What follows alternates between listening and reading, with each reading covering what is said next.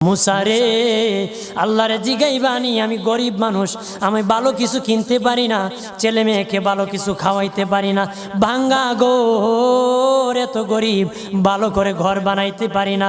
আল্লাহরে জিগাইবানি কি করলে আমার উন্নতি হবে, ধনী হব, টাকা পয়সা হবে। আল্লাহরে জিগাইবানি।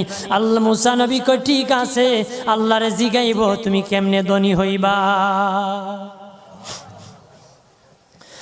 আল্লাহ নবী মুসা নবী তিন রাস্তার মোড়ে যা দেখে একটা লোক বসে আছে, তার দুই হাত নাই, দুই পা নাই, দুই হাত নাই, দুই পা নাই।